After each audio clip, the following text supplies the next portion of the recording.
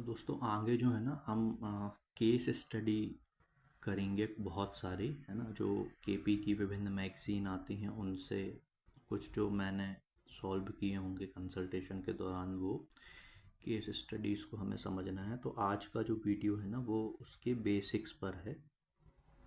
तो ये वीडियो आप ज़रूर देखिएगा। ये वीडियो को देखने से ना आपको एक प्रॉपर आइडिया मिलेगा कि कैसे हमें किसी क्वेश्चन को अप्रोच करना है जबकि जातक हमारे पास में अपनी समस्या लेकर आया है ना। तो यहाँ पर अब कुछ चीज़ें अभी हम समझते हैं, ठीक है। तो देखिए, जातक आया है आपके पास में, आप कंसल्टेशन कर रहे हैं, ठीक है। जातक आया, अब जब जातक आया है ना तो वो या तो आपकी अपनी कुंडली लेकर आएगा, ठीक है, या तो फिर वो कुंडली लेकर नहीं आएगा, कुंडली लेकर आएगा, या फिर अब आपको जो है कंसल्टेशन जो है वो प्रश्न कुंडली से करना पड़ेगा। समझते रहिएगा, बहुत ज़्यादा ज़रूरी है ना। तो जातक आके जो है आपसे एक प्रश्न करेगा, ठीक है। वो प्रश्न के लिए जो है आपको कुंडली की आवश्यकता होगी। जातक यदि प्रश्न कुंडली नहीं है, वो बोल रहा है कि नहीं डिटेल्स नहीं है, या कुछ ऐसे बहुत स्पेसिफिक क्वेश्चंस होते हैं जिनके हम प्रश्न कुंडली से ही ज़्यादा अच्छे से जवाब दे सकते हैं, तो उसके लिए जो है हमें प्रश्न कुंडली की विधि पर जो है वो जाना पड़ेगा। तो जातक आया, जातक ने अगर आपको अपनी कुंडली दी है तो वो आपको अपनी डेट ऑफ बर्थ, वो आपको अपना टाइम ऑफ बर्थ, और वो जो है आपको अपना प्लेस ऑफ बर्थ जरूर देगा। तो date of birth, time of birth और प्लेस ऑफ बर्थ, इन तीनों की मदद से जो है आप क्या करेंगे, उसकी कुंडली बनाएंगे। कुंडली बनाने के बाद में आपको क्या करना है, जातक की जो समस्या है इसको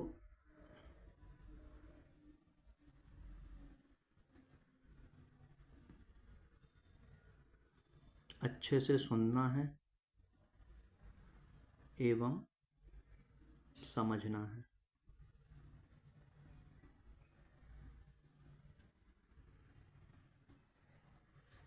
ठीक है, ये चीज़ समझिएगा। या तो फिर जातक जो है ना वो सीधे आपको अपना प्रश्न रख देगा। कुंडली लेके आया है लेकिन वो आपसे सीधे एक प्रश्न पूछेगा, ठीक है। तो प्रश्न जो है ना, ये जो है आपका एकदम क्लियर होना चाहिए, ठीक है। ये चीज़ समझिएगा, ठीक है।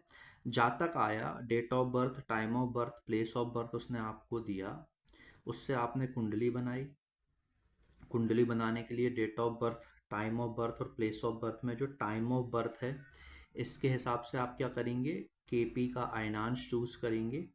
प्लेस ऑफ बर्थ जो है, मैं आपको सजेस्ट करूंगा कि आप जातक से लैटिट्यूड और लॉन्गिट्यूड भी ले लीजिए, क्योंकि एक जैसे जो है नाम के दो शहर हो सकते हैं, तो आपको कंफ्यूजन ना हो। जातक कोई एक्स शहर बोल रहा है जो कि दो प्रदेशों में एग्जिस्ट करता है, तो आप जल्दी जल्दी में जो है, या आपने हो सकता ध्यान ही ना दिया हो, आपने जो है गलत ले लिया प्लेस ऑफ बर्थ, है ना। तो ये चीज़ आपको नहीं करनी है। समस्या को आप सुनेंगे, समझेंगे अच्छे से, ये गलती मत करिएगा, ठीक है। फिर इसके बाद क्या करेंगे, आप समस्या का मुख्य भाव देखेंगे, किस भाव से संबंधित समस्या जातक आपके पास में लेके आया है। इसका जो कस्पल सबलॉर्ड होगा ये बिलोंग करना चाहिए आपके आरपीस, और आरपीस जो आपके जो हैं टाइम ऑफ जजमेंट पे, जिस समय आप जजमेंट कर रहे हैं उस समय के जो रूलिंग प्लैनेट्स हैं उनसे ये कस्पल सबलॉर्ड मैच करना चाहिए। अगर नहीं करता तो आपको बीटीआर करना पड़ेगा। बीटीआर कर दीजिए, है ना, क्योंकि सही कुंडली पे काम करना ज़्यादा ज़रूरी है। यदि आपको लगता है कि नहीं समय गलत ही है, तो फिर आप जातक से कहिए कि ठीक है, प्रश्न कुंडली की तरफ हम जाते हैं, क्योंकि आपकी कुंडली का जो समय है वो हमें सही नहीं लग रहा है। क्योंकि जो मुख्य भाव है उसका जो कस्पल सब लॉर्ड है, आपने जो समस्या बताई उससे संबंधित जो मुख्य भाव है उसका जो कस्पल सब लॉर्ड है वो अभी वर्तमान समय के शासक ग्रहों में हमें नहीं मिल रहा है। ये हो गया दोस्तों पहला तरीका। जातक यदि अपनी कुंडली ही लेकर आया है और वो आपसे प्रश्न करता है, या फिर जातक प्रश्न कुंडली के माध्यम से आप फलादेश कर रहे हैं, तब भी वो क्या करेगा, आपसे प्रश्न ही करेगा। तो यहां पर जो है आपको उससे होरारी नंबर लेना पड़ेगा, होरारी नंबर। तो जातक आपको क्या देगा, क्वेश्चन देगा और होरारी नंबर देगा। क्वेश्चन के लिए मैं आपको बता चुका हूं, बहुत अच्छे से समझिएगा। ये जो प्रश्न है आपका, ये स्पष्ट होना चाहिए कि जातक क्या पूछना चाह रहा है। अब मेरे पास में ना, जो मतलब मैं आपको सिर्फ ये एक उदाहरण दे रहा हूँ। जो लोग होरारी से, मैं बोलता हूँ कि आपका प्रश्न का उत्तर होरारी से दिया जाएगा, आप अपना प्रश्न स्पष्ट करके बताइए, तो वो ये चीज़ें समझ नहीं पाते। जैसे कि मैसेज आया कि माता बीमार है और नंबर नीचे लिखा है 89। तो अब मैं ये मानता हूँ कि देखो यार, यदि किसी की माता बीमार है तो उस समय दिमाग इतना नहीं चलेगा। लेकिन माता बीमार है और आपने होरारी नंबर 89 दे दिया, तो इससे मतलब मैं कुछ कर नहीं सकता ना। आपको ये पूछना चाहिए कि माता जो है मेरी बीमार है, तो वो ठीक कब तक हो पाएंगी, ये होगा ना, है ना। या फिर प्रश्न होता है कि घर के बारे में बताइए। तो घर के बारे में मतलब मैं क्या बता दूं आपको। आप ये पूछ सकते हैं कि मुझे, मैं कब ज़मीन खरीद पाऊंगा, या फिर मैं, मेरा अपना खुद का घर कब होगा, मैं कब अपना घर खरीद पाऊंगा, क्या मेरे जीवन में चार पहिया वाहन सुख है। इस तरह से जो है ना, आपको अपने प्रश्न जो है वो स्पष्ट रूप से जो है वो पूछने हैं। हमेशा आपका क्वेश्चन हमेशा क्रिस्टल क्लियर होना चाहिए। होरारी नंबर के लिए जो है केपी में हम 1 से लेके 249 जो सब लॉट टेबल है उसका हम यूज़ करते हैं। अब ना ये लोग, आप उनको बोलो कि आपको भैया 1 से 249 के बीच में नंबर देना है, तो नंबर आपको ये मिलते हैं।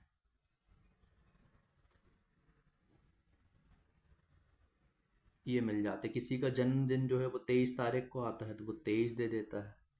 किसी का लकी नंबर जो है वो 7 है, तो वो 7 दे देता है। ये मैंने देखे हैं कि मतलब ये आते हैं नंबर्स, है ना, ऐसे ये दिए जा रहे हैं अपन को नंबर्स में। तो इससे ऐसा नहीं होता है ना।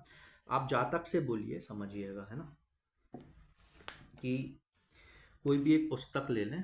जैसे ये अभी मेरे पास में है, ये अच्छी अच्छी किताब है, अपन टॉपिक से भटकते नहीं है लेकिन। तो ये पुस्तक में ना देखिए ज़्यादा पेजेस हैं, 250 से ज़्यादा। तो आप ना उनको बोलिए कि वो जो है ना 250 के पेज पर आ जाएं। देखो ये, देखो यहाँ पे है ना, ये 250 पेज हो गया, है ना। इसका मतलब कि यहाँ से ये पहला पेज है, ये दूसरा पेज है, और यहाँ से यहाँ तक के ये जो पेजेस होंगे, ये जो है मेरे 1 से 249 के बीच के हो जाएंगे। अब इसमें ध्यान रखना कि इसमें बीच में कुछ रखा ना हो, है ना।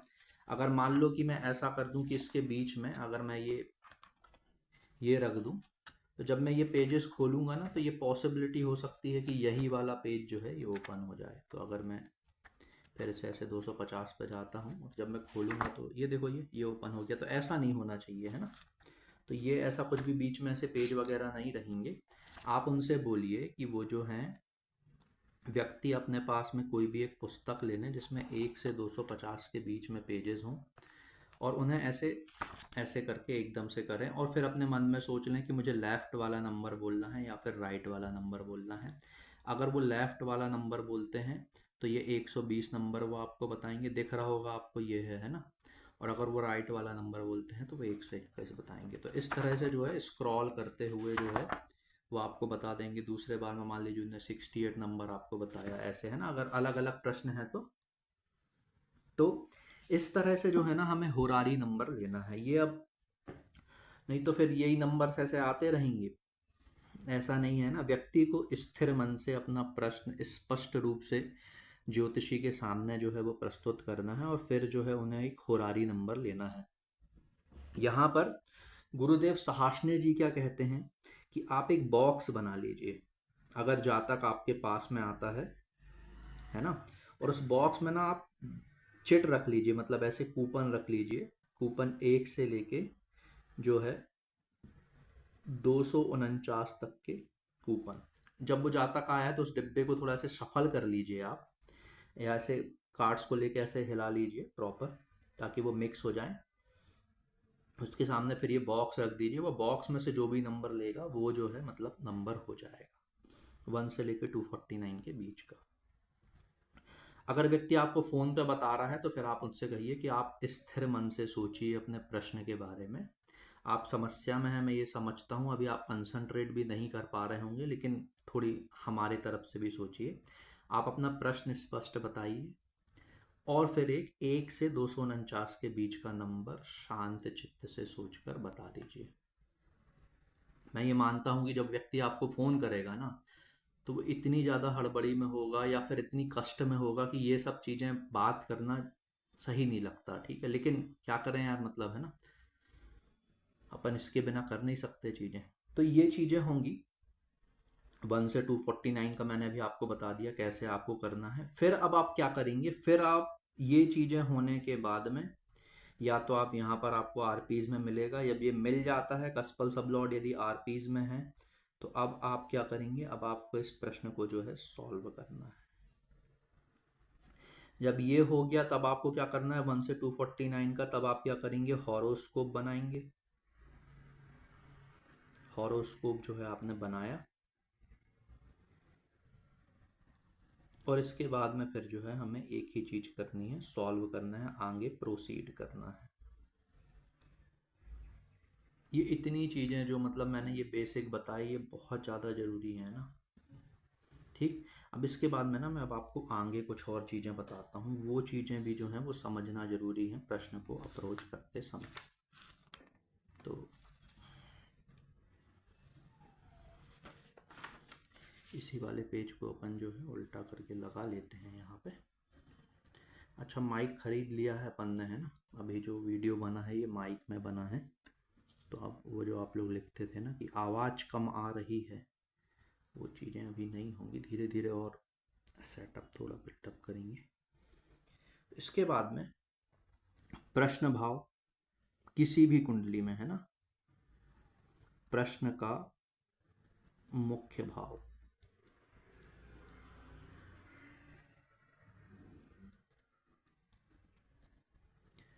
का सब लॉर्ड,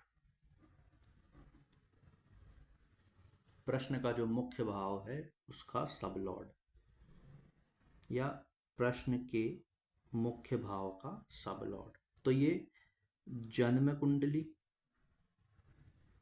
या फिर प्रश्न कुंडली, ठीक है, इनसे अपन प्रश्न के मुख्य भाव के सब लॉर्ड को देखेंगे।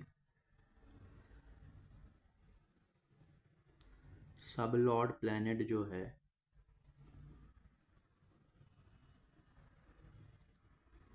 ये अनटेनेंटेड है या फिर टेनेंटेड है, अपन ये चेक करेंगे, समझिएगा, ठीक है। अभी मैं आपको कुछ बेसिक बता रहा हूँ, आगे फिर जो है अपन डिटेल में बात करेंगे। तो ये केपी का गोल्डन रूल है, मैंने ये अपने गुरुजी से पढ़ा था, है ना, उनका वीडियो भी है यूट्यूब पे इस बारे में, केपी के गोल्डन रूल के बारे में। तो यहाँ पर सबलॉर्ड प्लैनेट जो है यदि वो अनटेनेंटेड है, तो वो जिन भावों का CSL होगा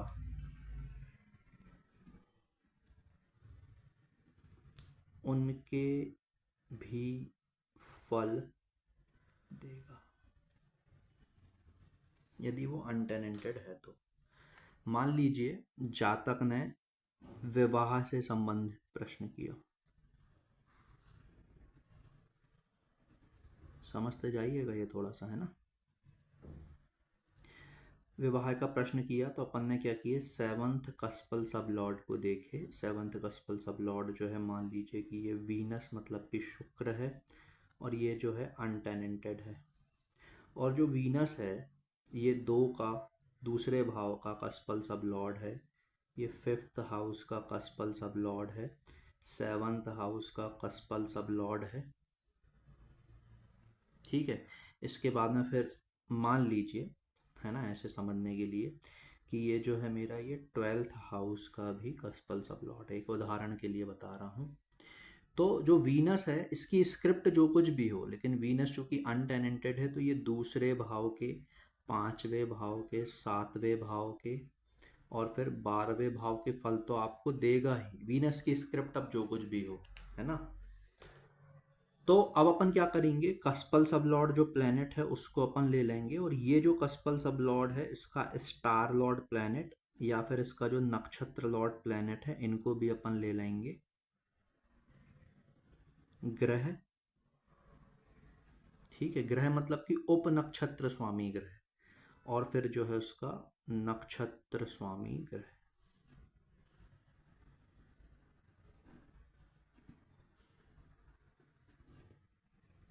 इन दोनों को लेके फिर जो है अपन चेक करेंगे प्रॉमिस।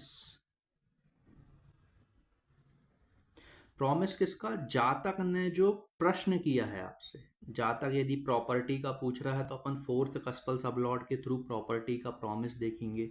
जातक यदि चाइल्ड बर्थ के बारे में पूछ रहा है तो अपन फिफ्थ कस्पल सब लॉर्ड से चाइल्ड बर्थ का प्रॉमिस देखेंगे। जातक यदि मैरिज के बारे में पूछ रहा है तो हम सेवंथ कस्पल सब लॉर्ड से जो है वो मैरिज का प्रॉमिस देखेंगे। जातक यदि फॉरेन ट्रेवल के बारे में पूछ रहा है तो हम 12th कस्पल सब लॉर्ड के थ्रू जो है वो फॉरेन ट्रेवल का जो है वो प्रॉमिस देखेंगे। ऐसे जो भी प्रश्न हो सकते हैं, जहाँ तक यदि शिक्षा के बारे में पूछ रहा है तो हम क्या करेंगे, उस समय शिक्षा के बारे में जो है वो देखेंगे, फोर्थ कस्पल सब लॉर्ड के थ्रू हम बताएंगे। ये चीज़ें ध्यान रखिएगा। हम प्रॉमिस चेक करेंगे, प्रॉमिस के लिए क्या है आपको रूल पता होना चाहिए, जैसे कि मैरिज के लिए सेवंथ कस्पल सब लॉर्ड जो है वो यदि अपने स्टार लॉर्ड के थ्रू जो है वो 2, 7 और 11 जैसे नंबर से यदि बताता है, 2 या 7 या 11 या 2, 7 या 7, 11 या 2, 11 या फिर 2, 7, 11, इस तरह के यदि नंबर्स बताता है तो जातक जो है उसकी कुंडली में विवाह का प्रॉमिस जो है वो मौजूद है। इतना भी आपको जो है समझ में आ गया, ठीक है। इसके बाद में अब जब हम प्रॉमिस चेक करेंगे तो इसमें और भी नियम लगेंगे। वो नियम क्या है, अब वो नियम एक बार से समझ में नहीं आएंगे, और नियम इतने भी हैं कि वो एक वीडियो में बता पाना मेरे लिए या किसी और के लिए संभव नहीं है। तो वो जैसे जैसे हम वो केस स्टडीज करेंगे वैसे वैसे वो नियम आते जाएंगे, आपको उन नियमों के बारे में बताया जाएगा। तो वो आप साथ में प्रैक्टिस करिएगा। जिन बुक्स से मैं केस स्टडी लूँगा मैं ईमानदारी से आपको बता दूंगा, झूठ नहीं बोलूँगा कि ये मैंने सॉल्व किया है ना। तो आप वो पुस्तकें खरीद लीजिए, उन पुस्तकों के थ्रू प्रैक्टिस करिए, है ना। क्योंकि ये प्रॉब्लम होती है कि आप केपी एस्ट्रोलॉजी पढ़ रहे हैं लेकिन जब कोई प्रश्न आएगा तो हमें अप्रोच कैसे करना है उस प्रश्न को, हमें सॉल्व कैसे करना है उस कुंडली को। देखिए जैसे समझिए, है ना, कि मैंने कोई एक सब्जेक्ट पढ़ लिया लेकिन उस सब्जेक्ट को मुझे अप्लाई कैसे करना है अपने डेली लाइफ में, ठीक है, ये चीज़ें हैं। तो अब अप्रोच कैसे करना है ना, इसके लिए अपन वो जो केस स्टडीज़ हैं वो सॉल्व करेंगे। यहाँ तक अपन आ गए, अपन ने प्रॉमिस देख लिया, प्रॉमिस है या नहीं है।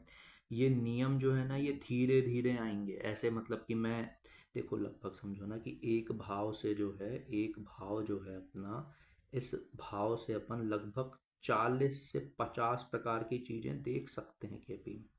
मान लो अगर 50 प्रकार की देख सकते हैं तो 12 गुणित 50 मतलब कि लगभग जो है 600 प्रकार के रूल। ये मैं आपको मिनिमम बता रहा हूँ, है ना। तो इतने नियम जो है वो याद करना एकदम से नहीं है आपके लिए संभव, है ना। आपको एक कोई रेफरेंस बुक रखनी पड़ेगी जिसमें ये नियम दिए हों। जब व्यक्ति आके आपसे प्रश्न करे तो धीरे धीरे, या तो जैसे आपके पास में यदि मैरिज के प्रश्न ज़्यादा आते हैं तो आपको वो ध्यान रहेगा हमेशा कि सेवंथ कस्पल सब लॉर्ड 2, 7, 11 जैसे नंबर देना चाहिए। यदि वो पांचवा भी दिखा रहा है तो उस केस में लव मैरिज का प्रॉमिस है, पांचवा नहीं दिखा रहा है, 2, 7, 11 दिखा रहा है तो उस केस में जो है मैरिज का प्रॉमिस तो है। अब आप जब आप फर्दर डिटेल स्टडी करेंगे तो सेवंथ कस्पल सब लॉर्ड के बेस पे आप बता सकते हैं कि डायरेक्शन क्या होगा पार्टनर का, एज डिफरेंस आप बता सकते हैं, आप ये बता सकते हैं कि सोर्स ऑफ मैरिज क्या होगा, आप ये देख सकते हैं कि डिवोर्स की कंडीशन है या नहीं, आप ये देख सकते हैं कि मैरिटल लाइफ जो है वो कैसी रहने वाली है, व्यक्ति के उतार चढ़ाव वाला समय कब रहेगा, कभी कभी व्यक्ति आएगा बोलेगा कि मैं राइटर लाइफ सही नहीं चल रही। आप देखोगे कि यार अभी जो महा अंतरदशा चल रही है ये ख़त्म होने वाली है 1 हफ्ते में, इसके बाद में जो आगे आने वाली दशाएं हैं वो एकदम सही हैं। तो आप 1 हफ्ते बाद का बोल दोगे कि भैया 1 हफ्ते बस थोड़ा सा रुक जाओ, 1 हफ्ते बाद चीज़ें अपने आप सही हो जाएंगी। ये चीज़ें धीरे धीरे धीरे धीरे आपको जो है प्रैक्टिस से आनी है, ऐसे एक दिन में नहीं आएगी कि आप सो रहे हो और सपने में ये चीज़ें जो है आपको कंठस्थ हो जाए, है ना, ऐसा नहीं होगा। अब इसके बाद में जो है अब हम आगे देखते हैं। तो हमने प्रॉमिस चेक कर लिया है, प्रॉमिस जो है वो है आपकी कुंडली में, ठीक है। यहाँ से अब चीज़ें जो हैं वो शुरू होती हैं, ठीक है।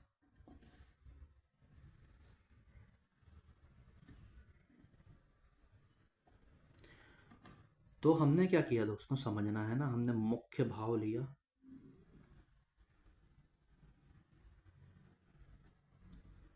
हमने कस्पल सबलॉर्ड लिया मुख्य भाव का, ये यूटी है या फिर टेनेंटेड है ये हमने चेक किया। इस कस्पल सबलॉर्ड का हमने एनएल ले लिया, इनकी मदद से जो है हमने प्रॉमिस चेक कर लिया,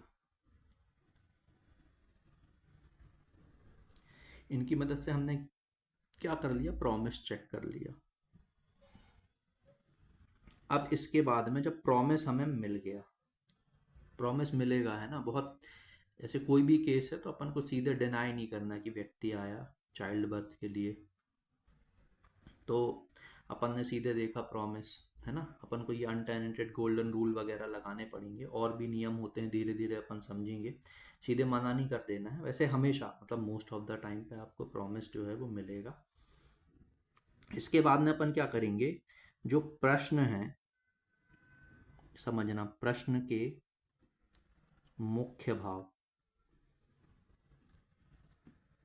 ये लेंगे अपन, और साथ में क्या लेंगे, सहायक भाव। प्रश्न के अपन ने क्या ले लिए, मुख्य भाव ले लिए, जैसे विवाह है, समझना है ना, मुख्य भाव क्या होगा 7वां, सहायक भाव क्या होंगे 2 और 11वां। तो ये 2 और ये 7 और ये 11 समझते जाना दोस्तों, है ना, बहुत ज़्यादा ज़रूरी है ये।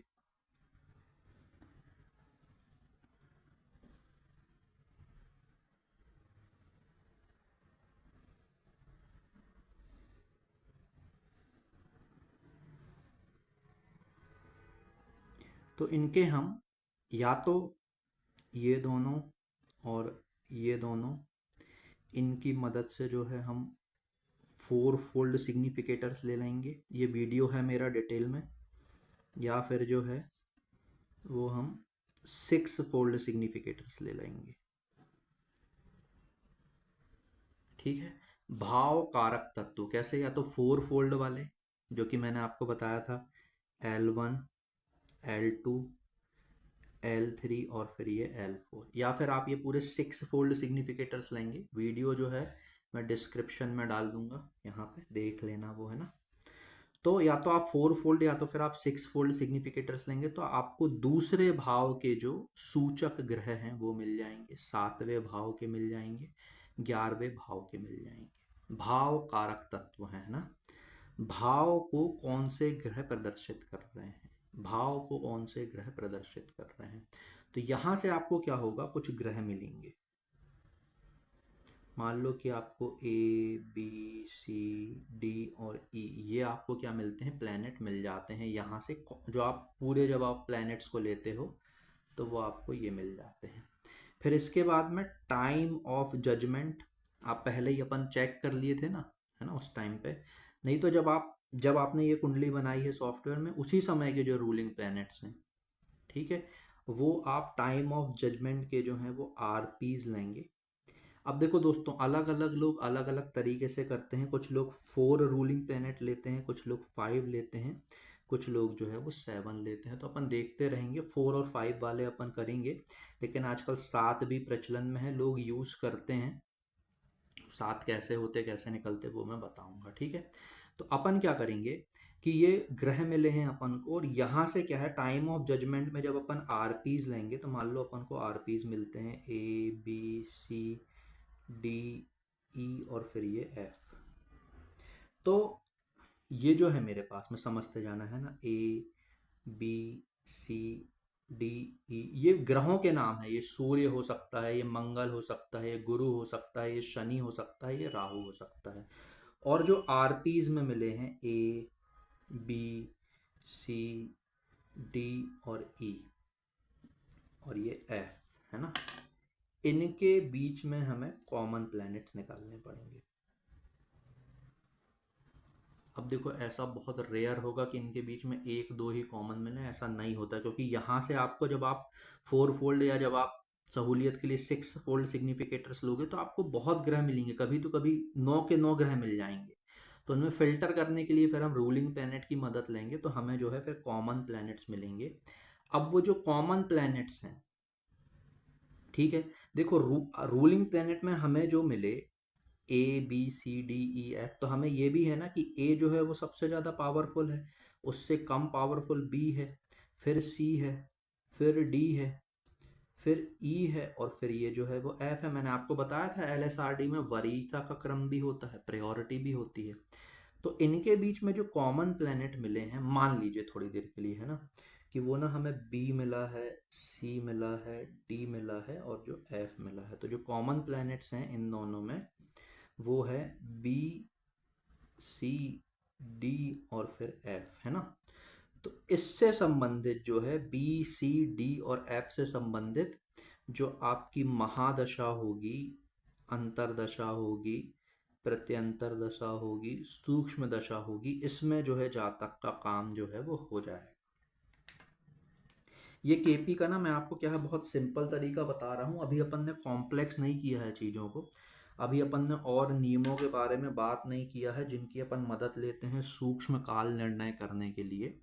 तो यहाँ पे क्या होगा कि ये जो अपन को 4 प्लेनेट मिले हैं ना, यदि 3 मिलेंगे तो फिर महादशा, अंतरदशा, प्रत्यंतर दशा के हिसाब से हो जाएगा। 2 नहीं मिलते हैं ना, 2 और 1 वाले मैंने एग्जाम्पल बहुत, मतलब अभी तक जितना पढ़ा है तो देखा ही नहीं है, झूठ क्यों बोलना, ठीक है।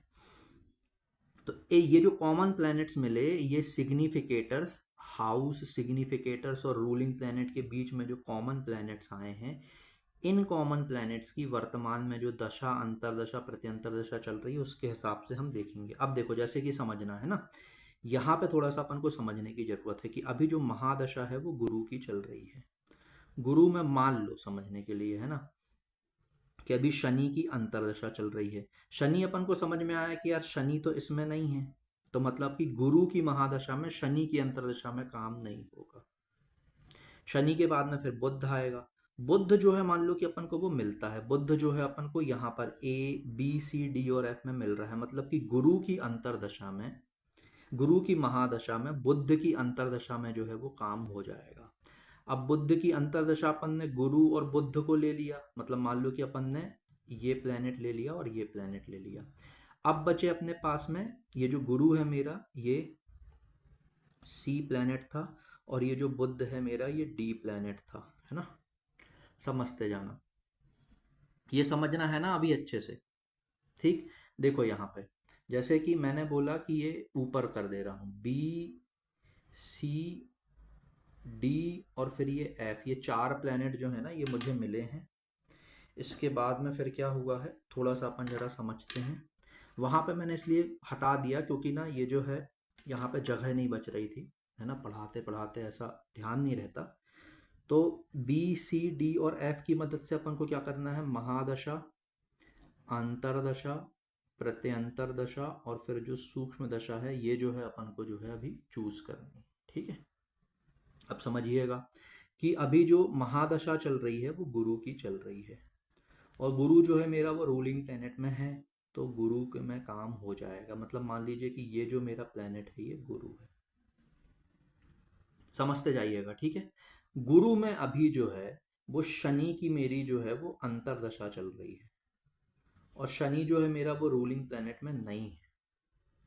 मतलब कि गुरु की महादशा में शनि की अंतरदशा में काम नहीं होगा, महादशा गुरु की चल रही है। तो अब अपन शनि के बाद में बुध की अंतरदशा आएगी। बुध की जो अंतरदशा है दोस्तों वो है, बुध जो है यहाँ पे एग्जिस्ट करता है, जस्ट बाद में, है ना। तो अपन क्या करेंगे, इस वाली अंतरदशा को जो है अपन चूज कर लेंगे। ये हो गया। अब इसके बाद में जो है बुध की अंतरदशा आ गई, और मान लीजिए कि ये जो मेरा ग्रह है ये सूर्य है, ठीक है, और ये जो मेरा ग्रह है चंद्र है। समझना है बस, अभी ऐसे ही है ना, मतलब सोचने नहीं लगना कुछ और। तो इसके बाद में गुरु की महादशा हो गई, बुध की अंतरदशा हो गई, तो अपन ने ये अपन ने ले लिया पूरा, बुध ले लिया। अब इसके बाद में प्रायोरिटी क्या है, सूर्य की है और चंद्र की है। तो गुरु की महादशा में जो है, बुध की अंतरदशा में जो है, और फिर जो है सूर्य की प्रत्यंतर दशा में, और फिर जो है चंद्रमा की सूक्ष्म दशा में, ये जो अपन को यहाँ पे जो अपन को एक सब पीरियड मिलेगा ना, इस दौरान जो है जातक का काम जो है वो हो जाएगा। ये समझने के लिए बस है ना अभी। तो इस तरह से जो है ये चीजें होंगी, ठीक है। तो ये है कि हमें कैसे किसी भी प्रश्न को जो है वो अप्रोच करना है केपी एस्ट्रोलॉजी के थ्रू। अब ये जो मैंने बताया, ये इसी तरह से जो है हम आगे प्रश्नों को सॉल्व करेंगे, देखेंगे। तो ये वीडियो आज का जो था ना, मतलब अगर आपने ये चीज़ें समझ ली है, ये अभी मैं बहुत बेसिक स्तर पर बता रहा हूँ, ऐसा नहीं आप में से जो लोग ज़्यादा ज्ञानी हो, ज़्यादा जिन्होंने पढ़ा हुआ हो, चीज़ें ज़्यादा अभ्यास किया हो, तो उनको ये चीज़ें लगेंगी कि अरे ये तो बहुत बेसिक बता दिया। लेकिन ये बेसिक उन लोगों के लिए है जो अभी प्रैक्टिस करना शुरू कर रहे हैं। आप ज्योतिष में भरोसा करते हैं, एक ज्योतिषी होने के लिए जो नियम है आप उनको फॉलो करते हैं, आप ज्योतिष सीख कर जो है वो लोगों का भला करना चाहते हैं और अपनी जीविका भी चलाना चाहते हैं, दोनों चीज़ें हैं, है ना। अगर आप इसे एज अ प्रोफेशन के तौर पे ले रहे हैं तो आपको अपनी जीविका भी चलानी होगी, है ना। भले के हिसाब से तो ये होगा कि व्यक्ति तो चाहता ही है कि ज्योतिषी हमारा काम जो है वो फ्री में करते हैं ना। तो वो चीज़ें वो अलग टॉपिक है, खैर अब अभी। तो ये पूरा वीडियो था दोस्तों, है ना। गिव अवे चल रहा है एक आप लोगों के लिए। जो समय है मैं मान के चल रहा हूँ कि पूरे जुलाई तक तो चलेगा। अभी जून चल रहा है, जून 2024 से जुलाई 2024 तक। क्या है गिव अवे, क्या पुस्तकें आपको मिल सकती हैं या क्या हो सकता है उस गिव अवे से, उसके लिए आप मुझे मेरे व्हाट्सएप नंबर पे जो है वो कांटेक्ट कर सकते हैं, है ना। तो वीडियो आज का दोस्तों ये 1 2 बार 3 बार देखिएगा, है ना। बार बार जब आप देखेंगे तब चीज़ें समझ में आएंगी, फिर आगे अपन बात करेंगे, ठीक है। फिर मिलते हैं दोस्तों आपसे अगले वीडियो में, है ना। तब तक के लिए जो है नमस्कार।